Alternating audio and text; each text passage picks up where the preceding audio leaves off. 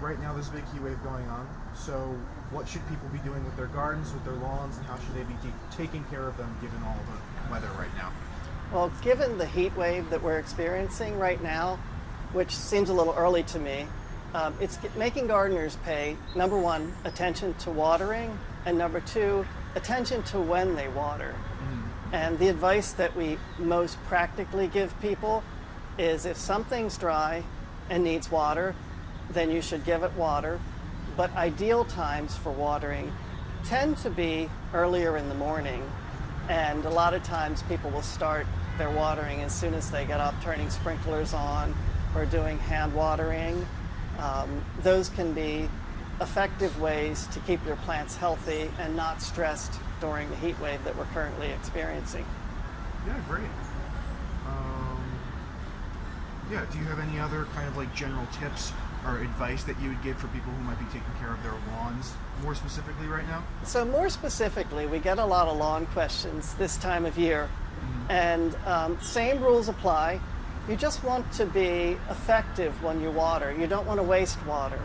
And putting a sprinkler on in midday and having most of that absorb is not an effective way to water.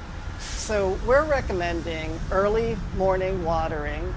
We're also recommending about ½ an inch of water about 3 times a week. And other ways to be more effective with your watering, specifically for lawns, are to make sure that you're doing that thorough watering. And that may depend on how your water pressure is or how well your lawn absorbs the moisture. Okay.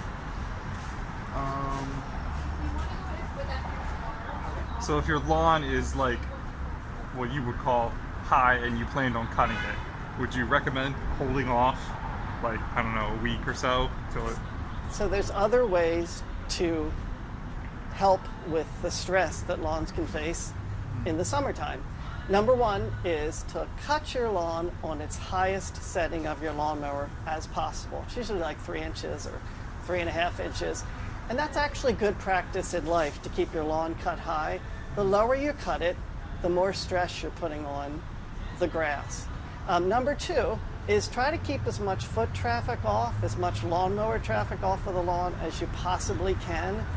And that includes dogs and excess running. That stresses your lawn for the summer.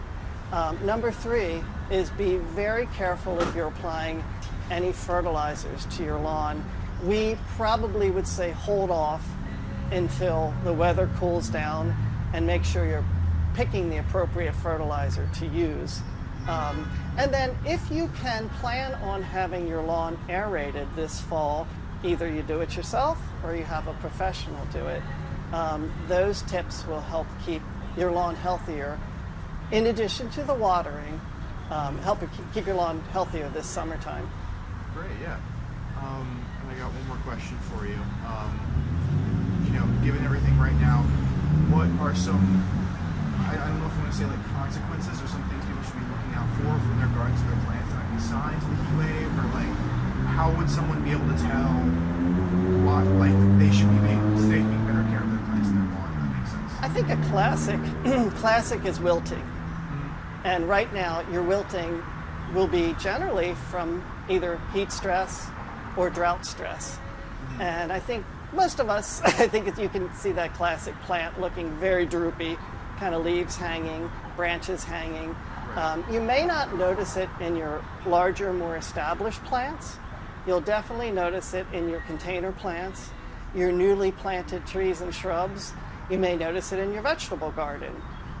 You may notice it in your annuals if you planted marigolds or zinnias, because they're going to dry out quickly. They don't have the root system established to handle the drought stress yet, so they can be good gauges to that your whole garden might be dry.